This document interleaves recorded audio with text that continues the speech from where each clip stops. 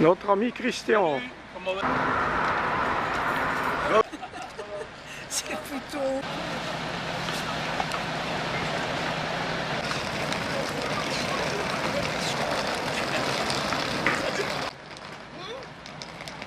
Ça va?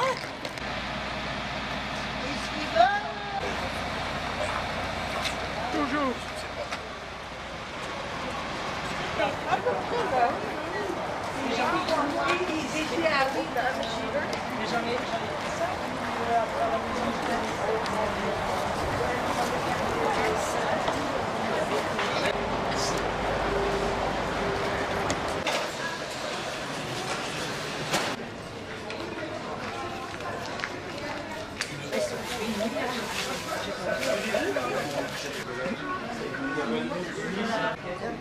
Ouais, bah oui.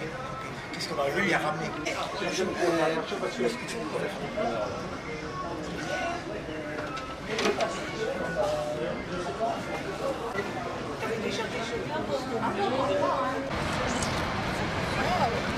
Ben oui, on a du mal.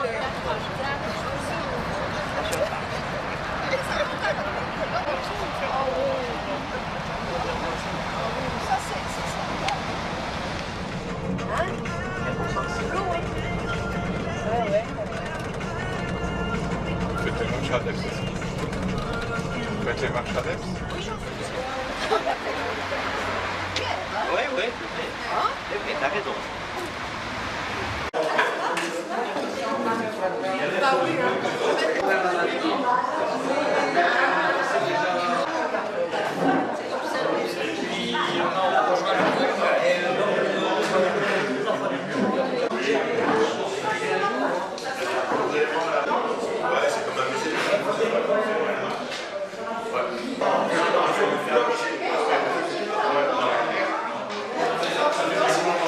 Il y a rien de mais dans tout pays.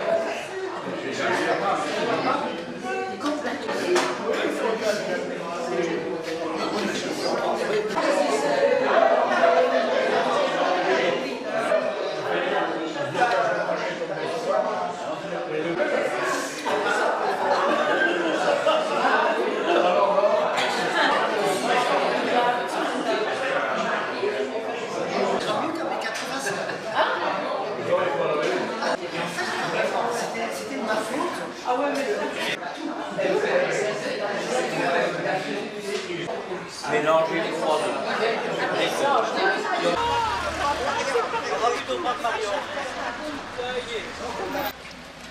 Vous t'aurais passé par où?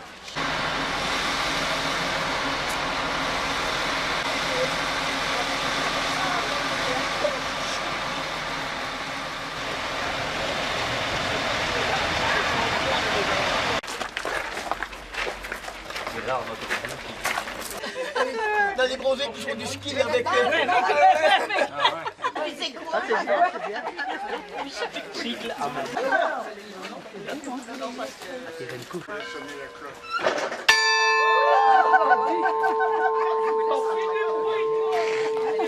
n'allez pas me remercier parce qu'il y a une tradition qui dit qu'après... Attention bordure.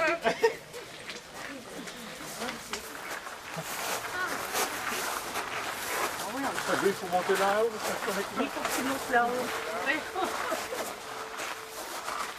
L'une s'appelle le rotor et l'autre le stator. Le rotor, c'est la roue qui va tourner, et le stator, la roue ne bouge pas. Et les pales étant en sens contraire, quand le vent s'engouffre dans le stator, fait tourner automatiquement le rotor à l'opposé, qui à l'aide d'engrenage fait tourner un arbre à l'intérieur de la colonne centrale. Voilà, donc c'était mieux de l'avoir d'ici que de l'intérieur du musée.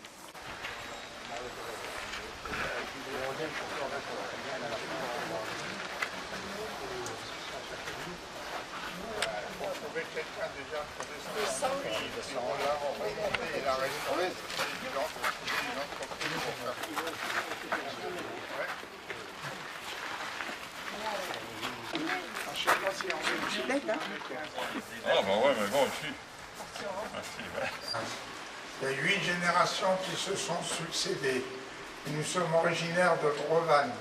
C'est un village dans le bassin de Bassigny, en Haute-Marne.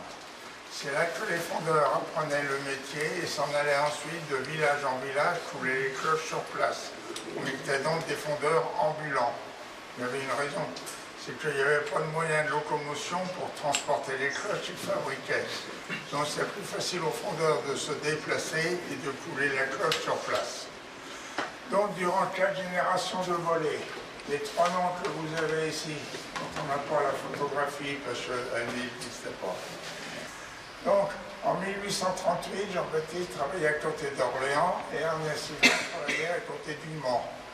Ils ont eu l'idée de construire leur fonderie, de ne plus se déplacer, car ils ont entendu dire que les chemins de fer allant se développer, il n'y aurait plus le problème du transport des cloches. La devise de la maison, c'est Prodeo et Patria Canto, ce qui veut dire, c'est du latin, pour Dieu et la patrie, je chante. Qui a été faite où il y avait 3 générations. Mon père, mon fils et moi-même. La photo zéro, c'est la cloche de la Châtre qui fait 3000 kilos. Et la Châtre, c'est le pays de Georges Sand. On a pu faire cette photo en 1909 grâce à l'aïeul que vous voyez ici, qui est né en 1812 et qui est mort en 1912. Mon père est décédé, il avait 101 ans. Ah ouais.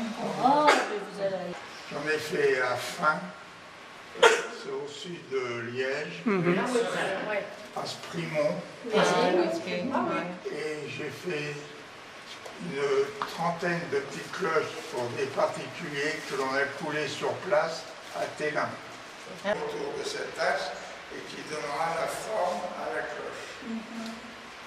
Quand cette opération-là est faite, on peut monter le moule en briques, sceller avec de l'argile, pour l'intérieur, de façon. En mettant l'eau chaude, elle va se ramollir et elle est montée avec la bois pour que la terre puisse rentrer dans tous les détails que représentent les ornements et les inscriptions. Il y aura donc un vide entre le premier et le troisième moule, ce sera le métal, ce sera la cloche.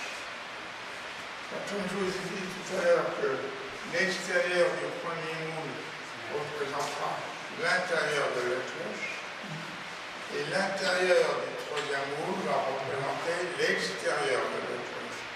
Et comme les ornements et les inscriptions en cire confondus, ils se retrouvent donc en creux à l'intérieur de la chape, automatiquement ils seront en relief quand la cloche sera coulée.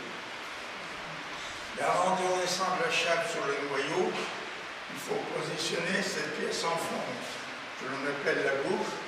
Elle a son importance parce que c'est elle qui va retenir le battant et l'autre a mis les poils en amont. Et dans le monde, ce sont des métaux purs à 99,9 et qui allient ensemble dans un métal très dur et très sonore. Dans le cuivre, on vient généralement... Quand la cloche est faite, elle est coulée, on l'installe sur un portique pour tester la note de la cloche. Alors, grâce au diapason que vous connaissez tous, mais ce n'est pas tout le même que celui du chef d'orchestre, mais le chef d'orchestre, il a que le La. Nous, grâce au maslotte qui monte et qui descend, avec ce diapason, j'ai 4 notes différentes. Et il est gradué de vibration en vibration. Quand on a fait cette cloche, on connaît en théorie la note qui devrait donner la cloche. On met donc les 2 maslottes l'une en face de l'autre, en faisant vibrer le diapason.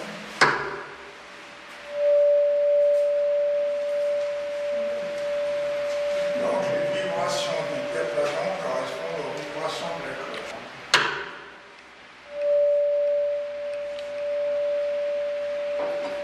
Alors quelle note donne cette cloche?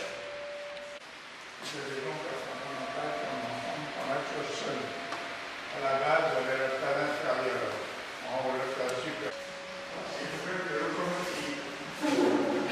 Comme la RDV et la fondeur évolution. Donc, il a monté en 1800 de citerne installée à 10 mètres de haut qui servait de château d'eau par la suite. Donc, c'est un peu l'ancêtre du château d'eau, qui est le bourdon de la cathédrale de Bordeaux, qui fait 8300 kg. L'autre modeste, pour une cloche de 6 tonnes qui est à la cathédrale de Fécamp. Quand on fait des cloches pour la marine, vous les avez dit, c'est scientifique. Ça s'appelle la corde.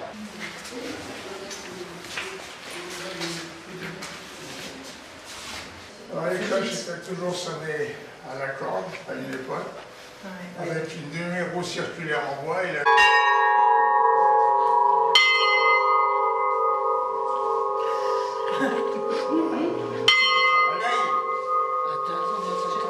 Les mêmes tailleurs procédaient souvent de mouvements. Les vendeurs, là, donc il suffisait de remonter les poids. J'avais oublié de remonter les poids, l'horloge s'arrêtait. 1 tonne. La plus grosse cloche qui a été faite, elle est à Moscou sur la place du Kremlin.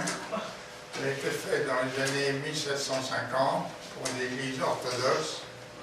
Elle fait 6,50 m de diamètre, 6 mètres de haut et 200 tonnes. C'est celle que vous avez en photo là-haut. Aussi les 2 cloches décorées par Fujita. C'est donc il m'a accordé 4 tonnes. On va mettre 12 personnes à la main. On se revoit 300 ans après. Voilà. 5 générations après.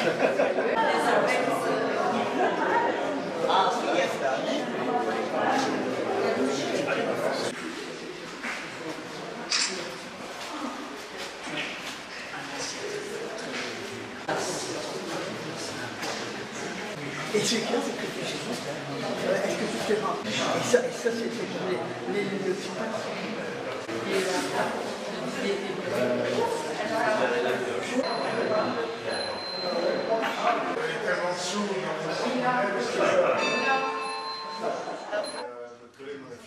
Ah d'accord, ok. Oh, c'était pas grave, il faudrait. Oui, ça fait du bien. On peut pas regarder, hein? Ah ouais. Ah, de temps en temps. Oui. Qui combien Du martini, Vous avez une deuxième couche avec un jour dedans, puis vous coulez le produit ici. Et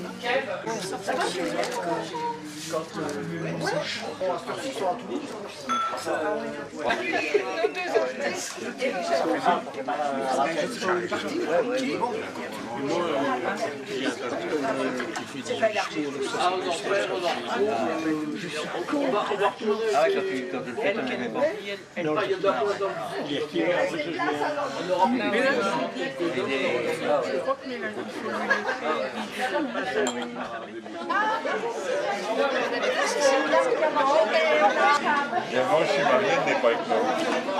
Et moi non plus.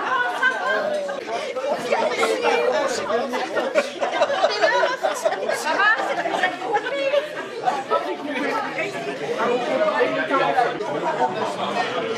Alors, on a toujours bien aimé la géométrie.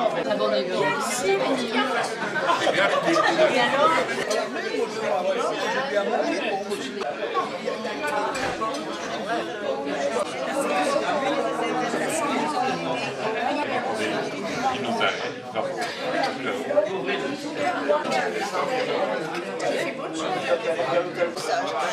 Mais je m'en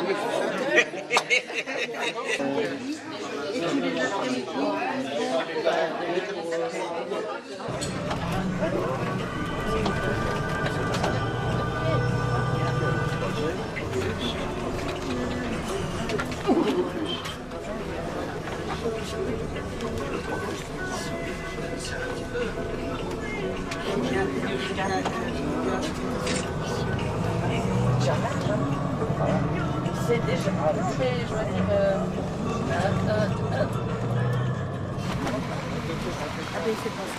Voilà. Non, ouais, déjà en Belgique. Vous en Belgique, l'ami qui va vous parler pendant la balade est déjà sur le bateau et moi j'ai piloté. Hop là. Il y a une fête ici aujourd'hui. Alors il y a une fête demain. Demain c'est la 20e saison des passeurs de voir, c'est pour ça qu'on a... Il y a beaucoup de gens, beaucoup de monde. Ça descend.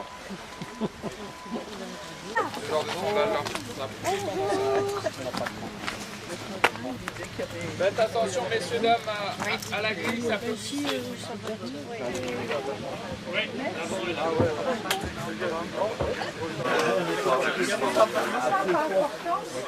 J'en ai une déjà pour commencer. Je ne connais pas votre bus, c'est pas des bus que je vois souvent. Vous venez d'où? Vous venez de Belgique. Ah bah voilà, c'est pour ça que- 20 km de Lille. c'est pour ça que je ne reconnais pas le bus.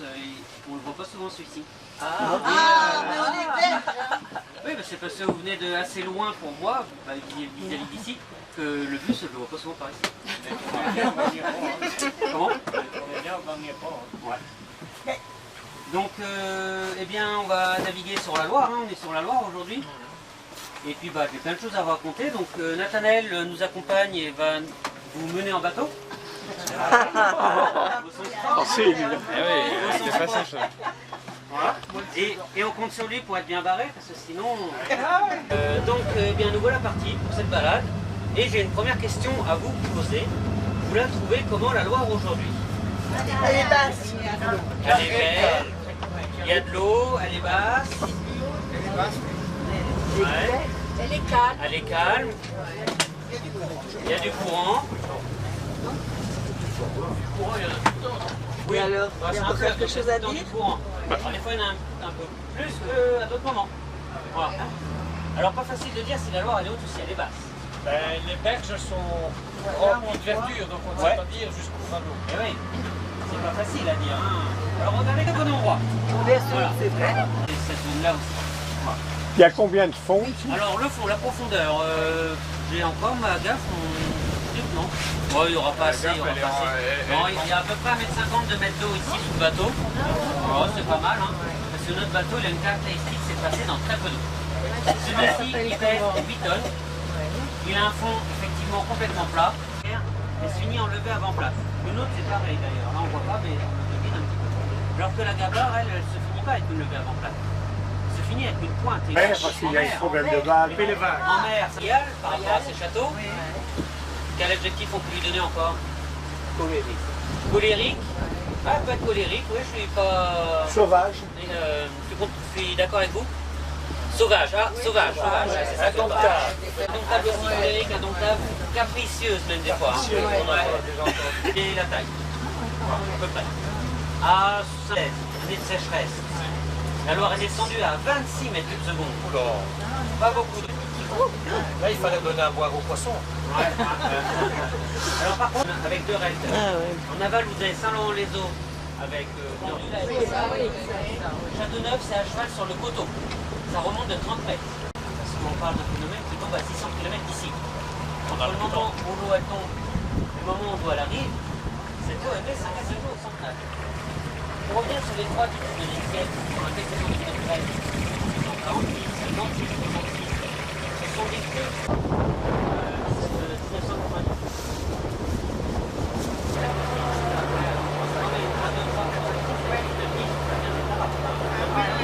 Pas mal. Et donc le problème de la Loire, c'est qu'elle n'a jamais été navigable, mais toujours naviguée. Et on navigue que quand c'est possible. On navigue quand il y a de l'eau, ce qui veut dire que s'il n'y a pas d'eau, on ne navigue pas. S'il y a trop d'eau, on ne navigue pas non plus. Parce qu'avec les ponts en pierre traditionnels de l'époque, aujourd'hui on a des ponts modernes, mais ça revient au même, eh bien s'il y a de l'eau sous l'arche du pont, on ne fait pas saut de mouton par-dessus les ponts. Voilà. Donc le problème de la Loire, c'est qu'elle n'a jamais été navigable. Jamais de chaleur entretenue, jamais de balisage réglementaire qui faisait qu'on arrivait à naviguer toute l'année. On navigue que quand c'est possible. Pour les chalands de Loire qui transportaient les marchandises, des bateaux qui mesuraient jusqu'à 30 mètres de long, par 4-5 mètres de large, un peu plus large que celui-ci. Ils avaient un mât jusqu'à 22 mètres de haut, une voile jusqu'à 200 mètres carrés. Alors, si on veut remonter, qu'il y a suffisamment d'eau, eh bien, et qu'il n'y a pas de vent, on peut pratiquer du halage, mais sans chemin, ou très peu de chemin. Les chemins, on peut les avoir quand la digue elle est au pied du fleuve, par exemple. Là, c'est bien. Mais si eh bien, on met un chemin là sur le bord, alors vous imaginez un paysage différent d'aujourd'hui. Hein. Il y a encore 150 ans en arrière, il n'y avait aucun arbre dans les 30 à 50 km de la Loire. Parce qu'autrefois, il y avait des bateaux qui, effectivement, remontaient la Loire au halage. Par contre, attention, qu'est-ce qui se passe si on met un chemin juste là au bord? Qu'est-ce qui peut se passer? La Loire, elle monte, le chemin il devient inondé. À ce moment-là, on va mettre le chemin à 200 mètres peut-être. Sauf que quand la Loire elle redescend, bah, le chemin de 200 mètres, c'est les poissons en Europe.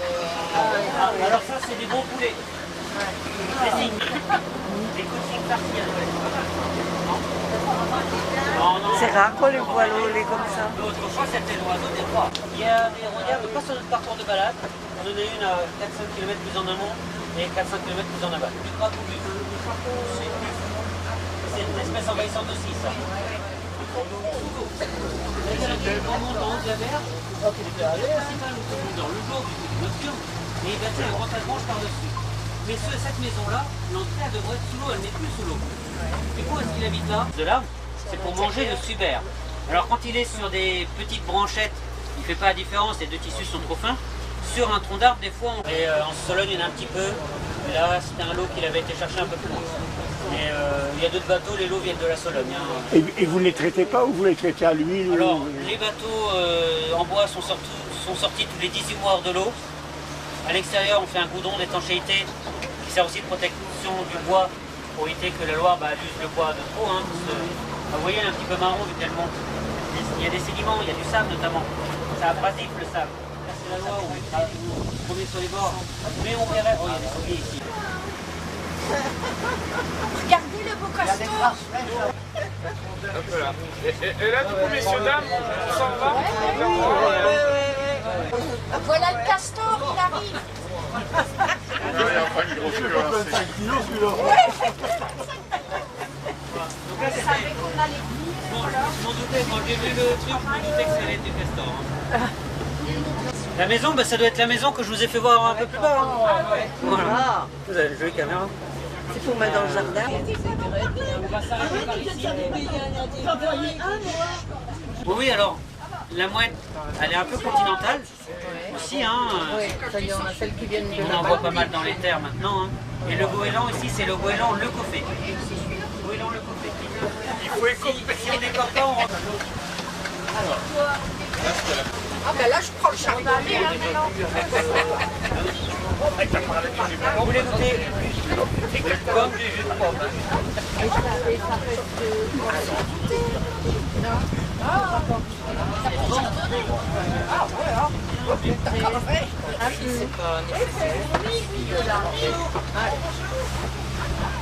Des petits bateaux comme ça, c'est pour des privés, ça.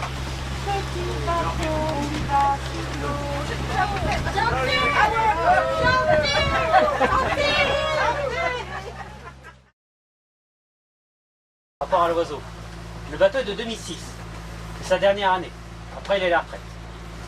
Ensuite, derrière lui, à gauche, celui qui a le plus grand mât, avec la plus grande voile. Ça, c'est l'Alose. Le nom du poisson, on l'a appelé un nom de poisson. C'est un bateau qu'on a construit en 2018. Et il n'est pas en bois. Il est en aluminium pour la coque. Le bois, c'est que de l'habillage. Et à droite, vous avez l'aubépine, celui qui a le mât aussi. L'aubépine, comme l'arbuste, hein, on l'a construit en 2023, donc il y a 2 ans. Il est en acier, le bateau.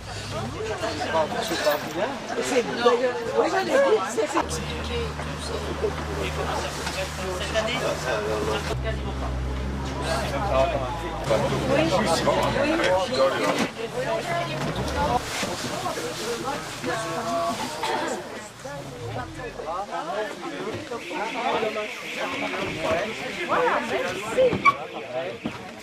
De rien.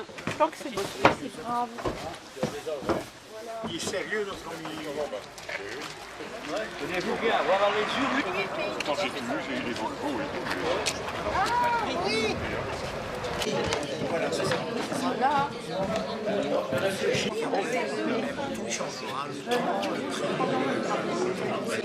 Moi, j'ai battu aussi à la mutuelle.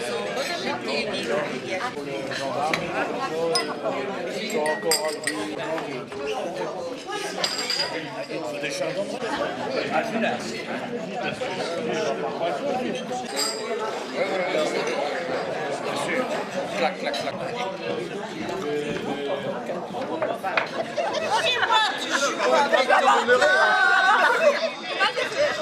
Distingué chez moi, tu venais te griser. Ce soir, c'est la dernière fois. C'est pas normal. Et on va être exposé, on va pouvoir voir les desserts, etc. On va être exposé. Ouais, ouais. Puisque c'est elle qui aura ton nom. Ce soir. Il a plus de piste, pas la peine, il a plus de batterie. Non.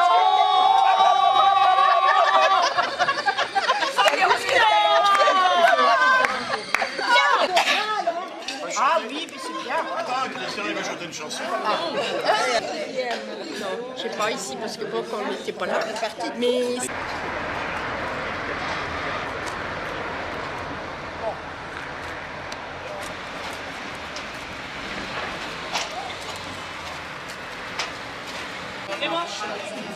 Bien, alors, bonjour à tous.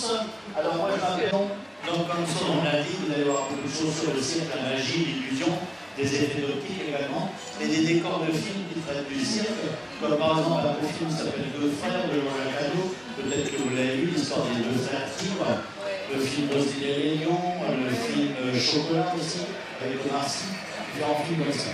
Alors, avant de commencer la visite guidée, je vous parler un tout petit peu de l'histoire du cirque, un petit peu, parce que c'est pas tout à fait ça, au cirque. Dans la vie courante, on dit le clown, il a le nez rouge.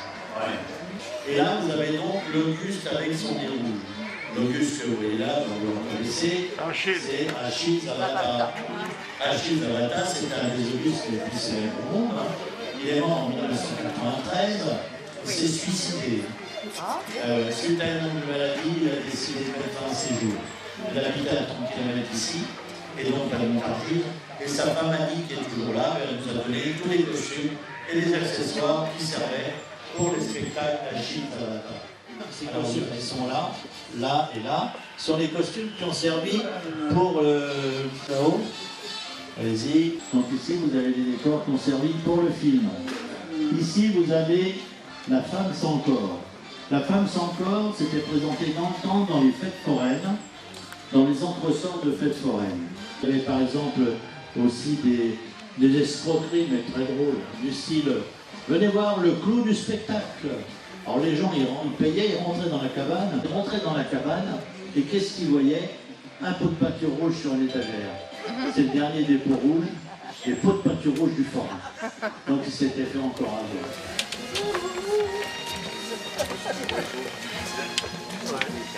L'anti-triche, là. Qui a créé le commissaire Maigret à la télévision aussi, hein, le commissaire Maigret. Jean-Richard, c'est celui qu'on voit sur les plans télé, là, qui présente sa maquette. Jean-Richard devait avoir un cirque à 3 bis. Il n'a jamais eu. Et donc, un ami à lui qui a fait fabriquer l'aérogramme. Et dedans, il y a plein de petits moteurs et ça fonctionne avec des télécommandes. Vous avez l'impression de voir, regardez-le parce que c'est vraiment un très très beau film. Donc, quand vous êtes devant cette Tigre, des vivants, mais non. C'est pas des vivants. Bon, ouais. Moi, je pense que c'était vrai. Il n'y a rien. Il n'y a rien derrière. Ici, avec un grand même pas.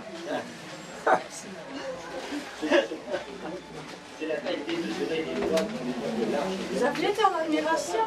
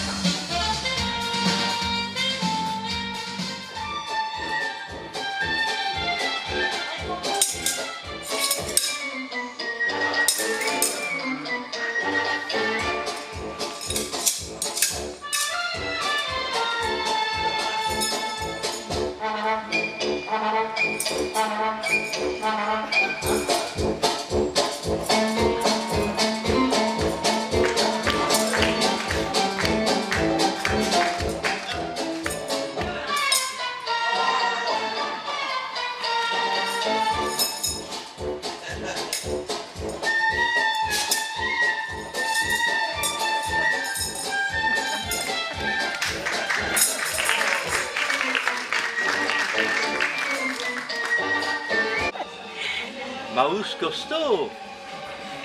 Bon, ben, il n'y a rien. J'ai une nuit franche. Oh, merci madame. C'est ça la magie. Mais il y a un truc. Il y a un truc. C'est mon frère que vous avez vu là-haut. Ah non, on y va alors. Monsieur, c'est des vrais? Je connais, garde. Viens bébé. Ah bah. Donc elle s'appelle Julie. Julie. Elle a 18 ans. Donc elle est âgée. Hein. Vous avez une bonne vingtaine d'années. Hein. C'est pour ça qu'elle a commencé à mal marcher parce qu'elle a de l'arthrose et tout ça. Et puis on lui a coupé la queue il y a 4 mois à peu près. Parce qu'avec son copain qui est dans l'autre parc là. Donc c'est des animaux qu'on appelle imprégnés. C'est-à-dire qu'à partir de leur naissance, je les imprègne de moi, de mes caresses, ma voix, mon odeur. Ah non, non, non, ils ont leurs griffes et leurs dents. C'est interdit de dégriffer et de couper les dents. C'est de la mutilation, on n'a pas le droit. Quand ça naît, c'est tout petit, c'est grand comme ça. Ça pèse entre 800 grammes et 1,3 kg. Et ensuite, donc quand on les élève au biberon jusqu'à 2 mois, ça grossit à peu près de 80 à 100 grammes par jour. Ça grossit vite. Hein. Et arrivé à 2 mois, ça commence à manger de la viande. Ça grossit de 7 à 10 kilos par mois. Ah oui, Combien ça pèse là, comme il est là? Elle a fait à peu près 130 kilos, 140. 130 kilos. Ouais. Et vous allez en voir d'autres là-bas qui feront presque 300 kilos. C'est des animaux aussi qu'il faut dominer en permanence. C'est-à-dire qu'on leur fait croire qu'on est plus fort qu'eux. C'est du bluff permanent, hein, bien sûr. Hein. Simplement en étant debout devant eux, une voix forte, une baguette à la main, et normalement ils y croient. Quoi. Une baguette. Il faut leur faire comprendre. Non, un bâton. Ouais, une baguette. Pas une baguette de pain. Hein. Et il faut avoir l'autorisation d'ouverture d'un parc privé. Sinon, on n'a pas le droit. Hein. Julie, tu viens? Viens ma belle. Julie, viens. C'est notre couleur là.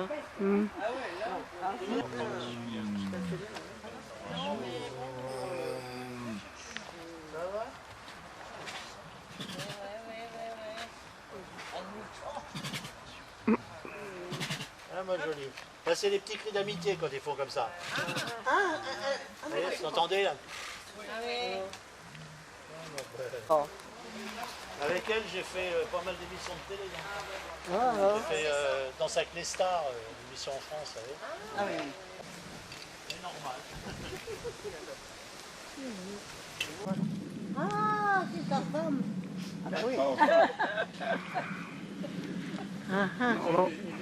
C'est frères et sœurs, donc j'évite.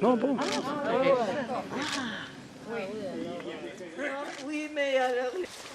Bah, vous savez, dans ces pays-là, il faut faire gaffe parce que souvent, des bêtes comme ça, ils les prennent et puis c'est pour faire du safran. Et ben, ils vont à l'équarrissage. Hein. Ah oui, et vous avez des cartes. Ah, ils ont une puce, parce que je ne voyais pas de boucle, je me dis... Non, non, ils ont une puce. Ah, d'accord. Non, c'est discret, quoi. Ils ont une puce dans la peau du cou. D'accord. En général, c'est à gauche. Alors, t'as une autre couleur, toi. C'est un tigre blanc. Fais voir tes yeux. Regarde. On dirait que t'es aveugle, non? T'as un œil. Oui, il y a peut-être un Lui, c'est coup de patte. Raja. Garde. Ah ouais, il y a un œil de borgne. Oh. Ouais, depuis un an, il est en train de perdre un œil. Ouais. Bonjour, mon gros. Bonjour. Oh, bah décidément. Il était blessé. Raja. Ah. Raja. Ah oui. Alors lui, c'est le père de Mawal qui est là-bas. Ah. Et ça, c'est son fils aussi. Ah. Il n'y a pas de rivalité, non? Non, ça va. Et puis il y a la femelle aussi, qui est je sais pas où. Jade! Oui, depuis un an, il a un problème à un œil et il est en train de perdre son œil. Oh. Ah, pardon. Oh. Ah. Tu peux pas me laisser te soigner là? Pourquoi il fait ça? Oh, bah, c'est des petites plantes de bien-être. C'est comme toi tu parles. Oui. Ah ouais, ça, On va voir tout souper comme ça devant moi. C'est lui qui fait. Eh ben... moi le Bah mien, non, mon c'est seul, son le bruit. portrait. Non, moi je pensais que c'était l'autre qui faisait ça.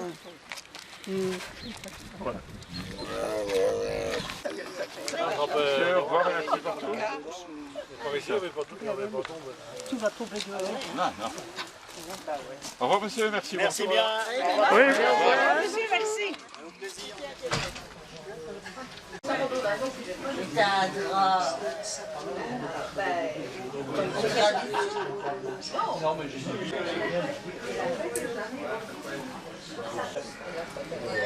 Et les choix étaient bons aussi, bien. Alors, on a fait bien de...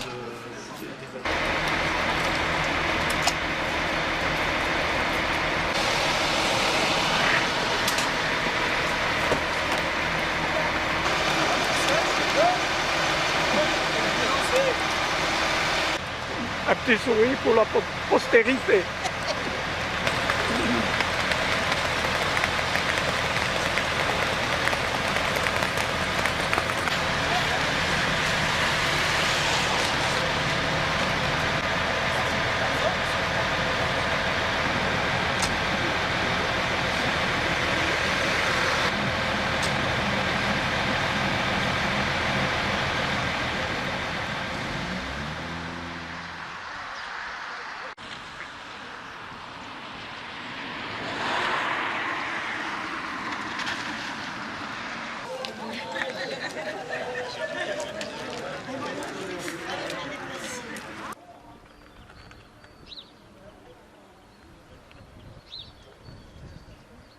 C'est bel environnement. Ah ouais, chaud.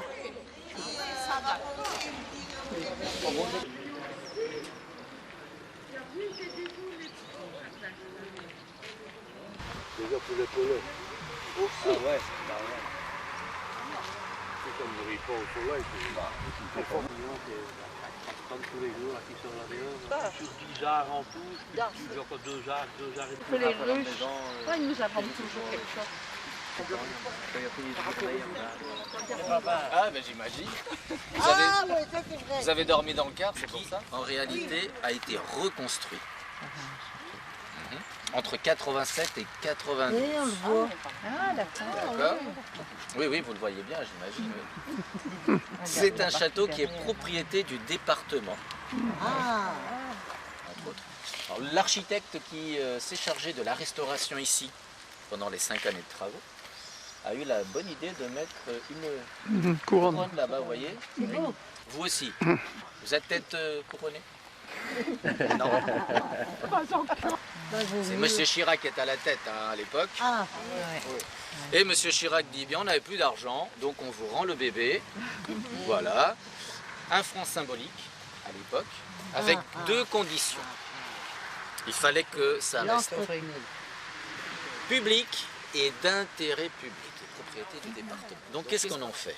Il y a des élus qui ont l'idée de faire un parallèle entre le château et une activité qui est très importante ici en région centre, parfum et cosmétique. Et donc, oui, vous allez découvrir avec moi la promenade des parfums. Ce n'est pas un musée, c'est une promenade. Nous démarrons au 16e et vous terminerez au 20e avec une véritable collection de flacons de parfums, plus ancien 1909. C'est Grasse. Ah ah, bien. Alors, c'est le centre de production. Des fois, à Grasse. Grasse est restée la capitale internationale de la parfumerie parce que on va avoir les premiers gantiers qui vont devenir les premiers parfumeurs. Les gantiers qui vont devenir parfumeurs. Donc les premiers parfumeurs sont des gantiers parfumeurs et c'est à Grasse que ça se passe. Pourquoi? Parce que les gants étaient faits à base de beaux agneaux. Cuir, et le cuir était traité avec des bases parfumées de façon à l'assouplir et le rendre un petit peu plus acceptable. Et ces gantiers vont avoir le privilège de devenir les premiers parfumeurs. Mais Grasse ne fait pas de parfum. Grasse produit la matière première. Les parfums sont faits à Paris. Mais les créateurs, les nés, se sont établis à Grasse. Et aujourd'hui encore, on en a certains qui sont là-bas. Et vous aurez un aperçu du jardin. Alors vous avez vous voyez qu'on a des douves en eau. Des tuyaux. Avec des canonnières qui n'ont jamais servi, elles sont là pour les deux. On en a une qui colle beaucoup à l'histoire du château, c'est les Dulac. Lancelot. C'est beau. Ah, c'est beau.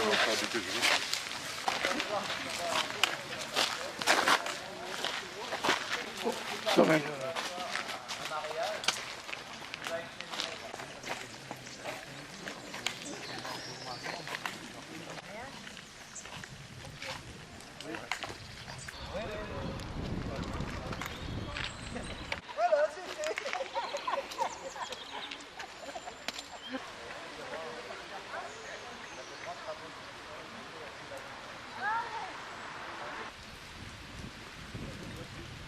Vont être aussi utilisés pour la parfumerie.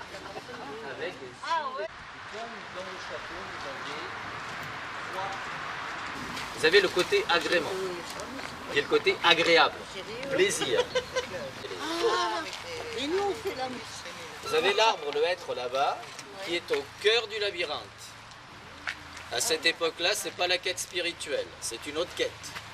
Un peu plus romantique, un peu plus coquine. On se cache, mais l'idée c'est de se retrouver quand même au centre là-bas. Ça c'est l'agrément. Et on a l'apparat. L'apparat c'est la mise en scène. Comment on se met en scène ici dans un jardin? Eh bien vous avez à droite là-bas le carré de broderie avec un petit monument là. Oui. La pyramide, ça c'est la symbolique, communication entre la terre et le ciel. Carré de broderie, ça c'est le jardin à la française. Et ça c'est l'équivalent du cabinet de curiosité que nous verrons pendant notre promenade, qui est une sorte de musée privé. Et là-bas vont être acclimatés les plantes payées en espèces. Ça vient de payer en espices. Et l'épice en question, vous la connaissez, vous l'utilisez, hein, je suis sûr. Le poivre. Il y a des cartes, des cartes. Dans l'eau.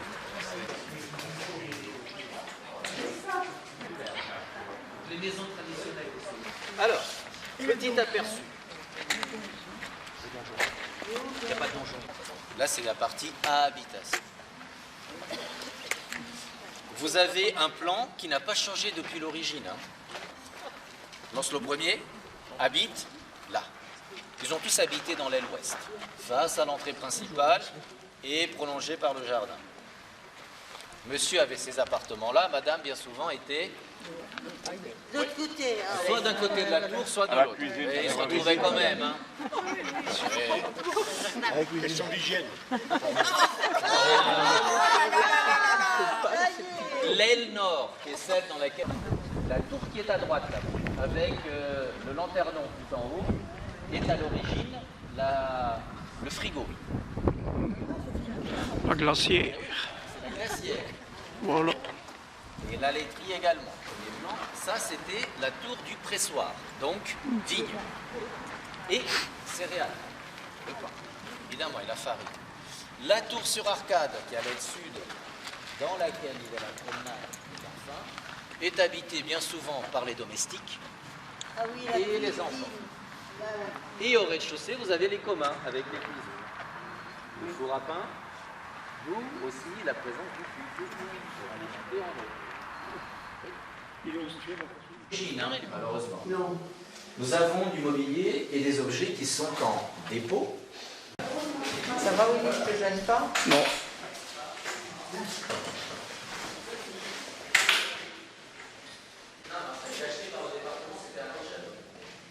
Et vous verrez que quand on va passer dans la chambre rouge, nous sommes là dans les appartements de Lancelot du Lac Ier. Vous n'avez pas oublié. C'est comme lui qui est à l'origine de la reconstruction du château. Hein. On met dans l'ambiance, encore une fois. Vous avez un mobilier. Et elle était utilisée par les messieurs qui assistent. Ça ne doit pas aller avec la maison. Au-dessus des coffres, vous avez des blasons. On a parlé des Dulac. C'est le blason bleu avec la fleur de lys. Porc-Épic, c'est Louis XII, qui va devenir le maître. C'est celui qui vérifie que le vin n'est pas empoisonné.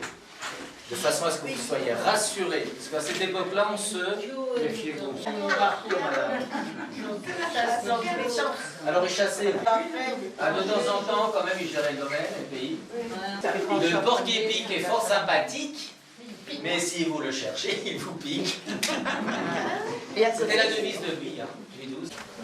On partage le pain, on partage le vin. Des portes dissimulées derrière lesquelles vous aviez les latrines. Si vous étiez invité important, honorable, eh bien, vous aviez accès. Par contre, le reste, c'était... On faisait comme on pouvait. Alors, d'où l'idée que Versailles était sale, parce que Versailles était prévu pour... Et quand il n'y avait plus de pauvres de chaises, il fallait se débrouiller autrement. Là, il y avait des laquais qui ramassaient.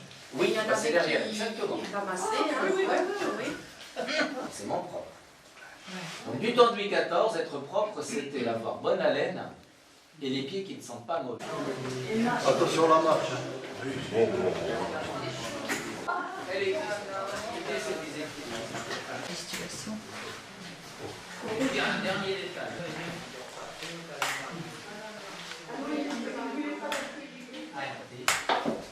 En portrait. Justement,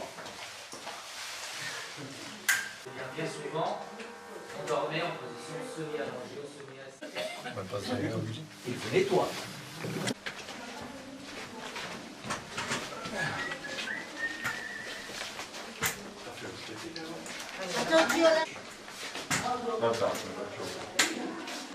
Là, vous faites une entourage de se priver du plaisir et bien sûr du bain, et je ramène. L'anglais porte sa chemise. Vous voyez, notion de propreté différente en fonction de ce que l'on faisait. Eh bien, c'est grâce aux hygiénistes anglais que la démarche va revenir. C'est ce qu'on verrait au XVIIIe. Mais pour le moment, on en est à la toilette. Et c'est ça la toilette du temps de Louis XIV. Une fumée agréable. Ça nous ramène à perfumum, à travers la fumée ou par la fumée. Ça veut dire aussi que le parfum à l'origine est utilisé pour des motifs religieux et sacrés. Ça veut dire que le parfum n'est accessible qu'aux dieux ou ceux qui sont leurs représentants sur terre. Les rois, les pharaons et les prêtres. L'encens. Alors mes amis, vous l'avez eu? Quand on parle d'intimité, elle est toujours pas là. Oui, alors ce que je vous ai donné là, dans l'ambiance de l'époque, Louis XIV, XVIIe, bah ma foi, ça passait. C'était même agréable. Alors ça, c'est du castoreum. Castoreum, et ça vient...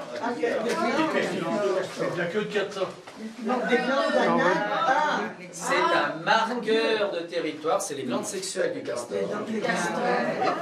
C'est le castor de Russie, mes amis, donc c'est un castor qui vient de loin. Ça veut dire aussi que vous avez les moyens. Tu ne mets pas dans ton sac.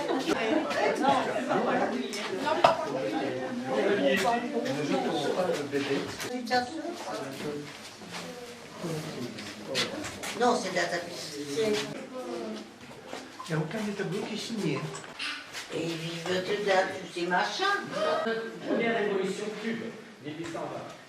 Deuxième révolution, c'est exactement le même parfum.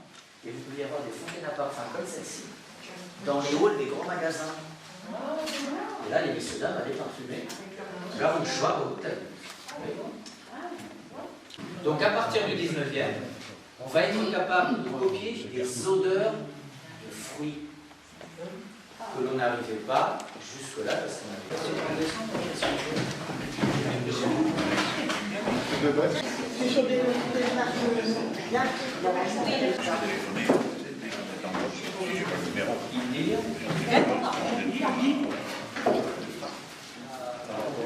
Oui, vous allez à votre rythme, tranquillou. Bien sûr. Merci, monsieur. Je vous en prie.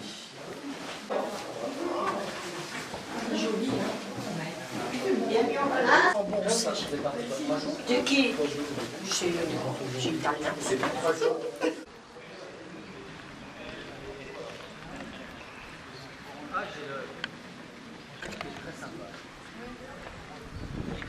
Ils en font déjà. Le petit, c'est le piétonnier. Ah non, on a piétonné aussi.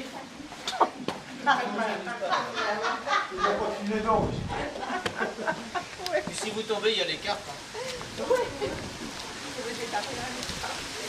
Elle mange les pigeons. Ah oui.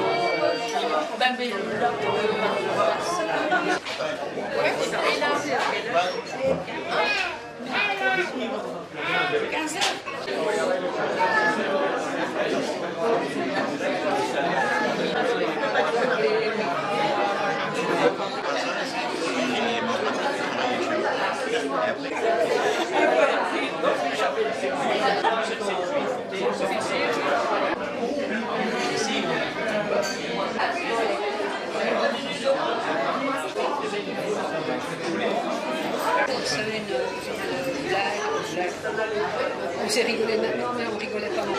C'était un dimanche. C'était un dimanche. Qu'est-ce qu'il fait? Dis, on devrait faire une photo de tout le monde. Tout le monde soit dessus. Oh non, j'ai le téléphone en français, je jure. À qui? Je jurais. Ah, mais c'est le copain! Il habite près de chez moi. Ouais, il épousait la fille. Ils vont ces gens-là. Non, mais au Lancelot. On demandera au chauffeur. Oui.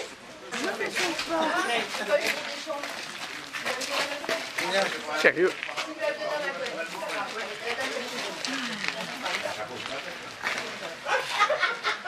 Non mais c'est bien, ça avait gardé joli de vous poser la question tout à l'heure et comment elle est en journée, j'ai pas eu le temps de vous le dire. C'est gentil, merci monsieur. De dire. Ah, il y a des personnes de moi. C'est critique.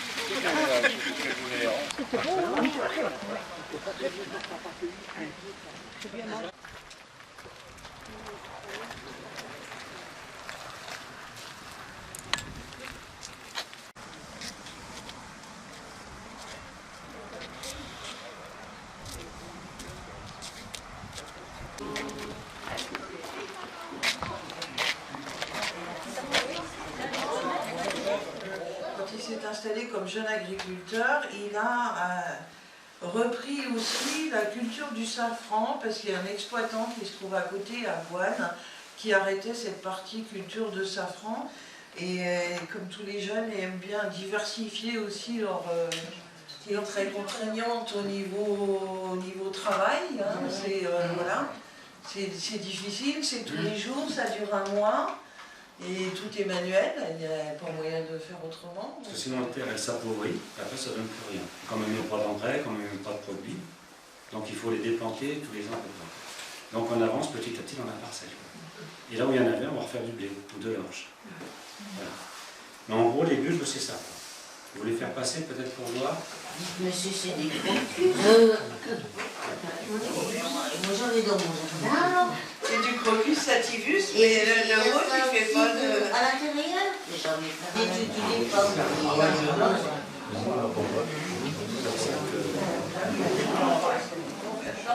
On va vous passer là, en fait, voilà, ça c'est quand ils ont été arrachés au mois d'août.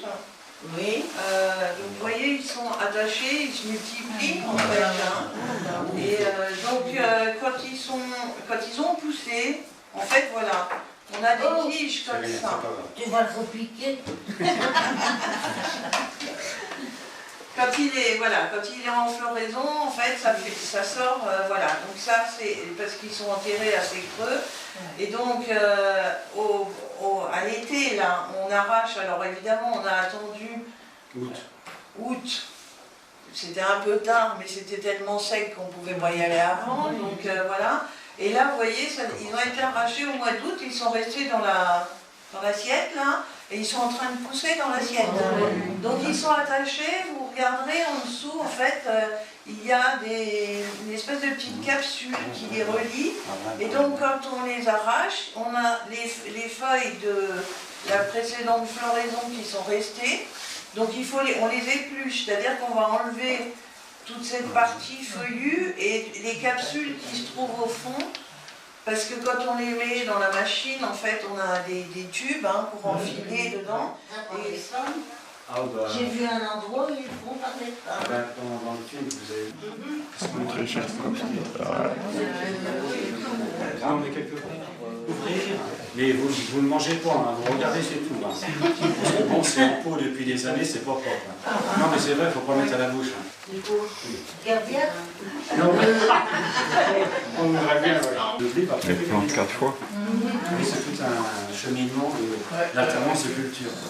Pas trop, ça, c'est la partie la plus commune qu'on fait, aussi en Belgique, du béton. Ce sont généralement des personnes qui ont l'habitude de venir faire. Oui, et puis il y a toujours des nouveaux, mais c'est rapide, c'est pas compliqué de toute façon. Vous voyez ici, là, on voit les rangées, là. Les rangées qui apparaissent. Le matin, ça doit être comme ça. En fonction de la luminosité. Plus le soleil est ardent, plus il est fort, plus le vont s'ouvrir de bonne heure. Par contre, on s'est bouché comme ça. Même si on est en 14 heures, il ne faut pas y aller. Et ça, c'est des petits pois. Des petits pois verts, des petits pois conventionnels. Et vous cultivez tout ça? Vous cultivez tout ça? Toutes les graines que vous présentez, vous cultivez tout? C'est ça, c'est ce qu'on cultive, nous, sur l'exploitation. Oui, la paella. C'est une partie de ce qu'on fait comme ça. Donc on fait appel, moi j'ai pas de moissonneuse batteuse, on fait ce qu'on fait. Donc on fait appel à un sous-traitant, à un agriculteur, qui vient avec sa machine, le chauffeur, et nous on fait les laines. Parce que c'est coûte tellement cher de boire. Donc les gens, les restaurateurs EP, je parle. Donc ils ne sont pas en désaccord, sauf que petit à petit, en se renseignant, ils mettent safran du Gâtinais et puis ils vont s'approvisionner en Tunisie ou au Maroc. Et voilà. Monsieur tout qui compresse et on a des recettes là. Ouais. Non, tous les jours, on récolte tous les jours. Et on récolte le safran tous les jours.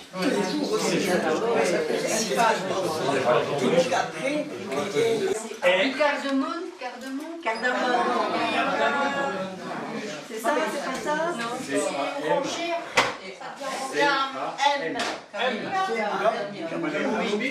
Non. C'est AM. La cameline. Voilà. Ouais, mais t'as machin, c'est l'articulteur. La cameline. Et vous regarderez sur mon portable après tout à l'heure. Ah ouais. Ici, ça fait fin juin, début juillet. Et cette année, on va récolter le 26 juin. Le 27, on passait le déchambage. On semait pour pouvoir le récolter à cette époque-ci. La graine qu'on avait gardée d'il y a 3 ans. Sauf que c'est toujours ainsi. C'est trop sec. On a semé 10 hectares quand même, c'est pas rien. 10 hectares. Moi, je t'achète de 5 kilos. Alors après, ils sont vendus par 5 et donc ça vaut 20 € quand ils sont... Et c'est 5 doses comme ça par boîte. Voilà. Et ça tient combien de temps? Quand le safran est en filament, il faut absolument qu'il soit réhydraté. Ça ne s'utilise pas comme ça. Donc si vous en avez, il faut le mettre à tremper dans le liquide dont vous aurez besoin dans votre recette. Ça peut être de l'eau, ça peut être de la crème, ainsi de suite, mais il faut automatiquement réhydrater. Plus il sera réhydraté, plus il exhalera de saveur. Sinon, en fait, si vous le mettez dans votre plat comme ça sentira rien. Oui, c'est déshydraté. Si je vous fais sentir là, le safran en poudre et le safran en filament, ça sera... Voilà. Donc le safran en filament, il faut savoir que quand on vous parle dans les recettes de stigmates, un stigmate c'est 3 filaments. Parce qu'ils sont toujours par 3. Normalement, quand on fait la cueillette et l'épluchage, les mondages, on essaye toujours de les garder attachés par 3. Parce que c'est une garantie que c'est bien du safran, déjà. C'est pas autre chose. Parce que des fois, il y a des trucs, c'est un peu louche. Et donc, on essaye toujours de les conserver par 3. Après, bon, c'est déshydraté, c'est un peu cassant. Ça peut bouger un petit peu.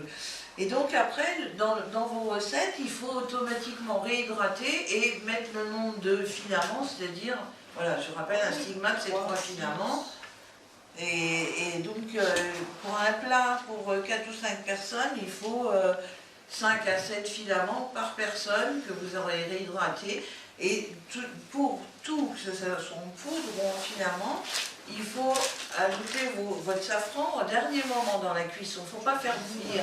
Vous faites un riz, vous égouttez votre riz, vous rajoutez le safran, vous remuez avec le beurre, là ça va exhaler les parfums. Si vous faites bouillir ça dans l'eau, vous allez perdre en fait tout l'avantage. Donc le safran préalablement dilué que vous mettez dans le... Oui, vous le réhydratez et vous le mettez au dernier moment. Il faut éviter un bouillon. Par exemple, moi je fais des sirops. Le sirop, en fait, ça va être de l'eau, du sucre. Je le fais bien réduire, en fait, bouillir, lui, pour que ça fasse un sirop. Et je mets le safran après, une fois que c'est éteint. Ah oui. Pour que ça ramène le parfum. Parce que quand on fait de la paella, le safran, c'est plus pour la couleur. Oui, ça vous avez toujours la couleur de toute façon. Donc, mais bon, pour le parfum, il vaut mieux le mettre au dernier moment. Oui. Après, comme on me demandait, là, le safran, il va aller aussi bien dans les plats salés que sucrés. Que ça soit pour accompagner des tagliatelles, du poisson, des desserts, on fait des meringues, enfin ainsi de suite. On a des terrines au safran. Le miel, je vais vous parler des produits. Donc les terrines, on a de la mousse de foie de canard que vous avez goûté. Tu passes les gâteaux là aussi. On a des terrines de pintade et des rillettes de cochon. Donc ça c'est fait par un traiteur de Pithiviers, donc à côté. Tous nos produits, en fait, nous, on va fournir du safran en poudre à un certain dosage qui a été affiné par le... Je ne vais pas le compter, mais le safran du Gâtinais est réputé pour en fait. Bon, on m'a dit que, par exemple, par rapport à du safran marocain, il faut... le safran marocain, il faut mettre 2 fois la dose pour avoir...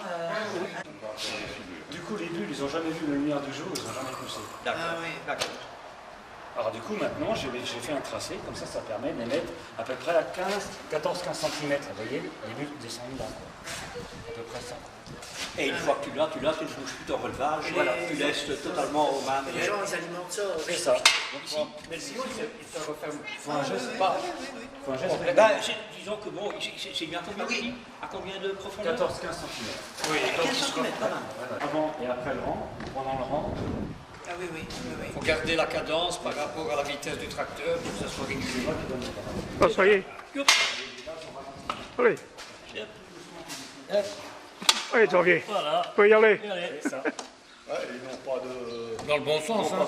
Ah non, comme la pomme de terre, même si ça va tourner, le germe est resté. Non, mais... Dans la canne, dans la canne. On fait ça un peu comme des plantes dans le mystère. C'est ça propre, quoi. Plus c'est propre, mieux ça va. Parce que sinon, ça va y reboucher après. Ça,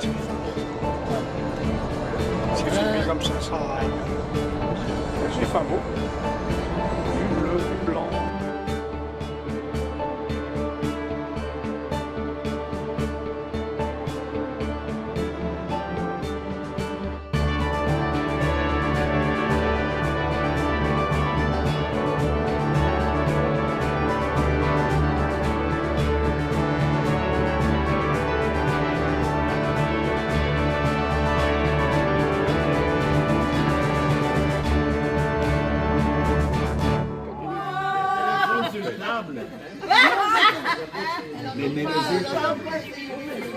Hop.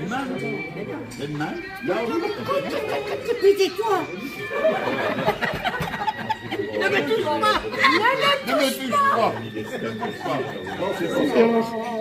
Ah, mais c'est une chanson de 1830. Ah, parce que n'est pas sûr. Non, mais vraiment, n'est pas sûr. Non, non. Putain, mais qu'est-ce que c'est qu'ils ont mangé? Même que nous, pourtant. Et le plus fort, le grand amour, le plus jour, Il manque quelque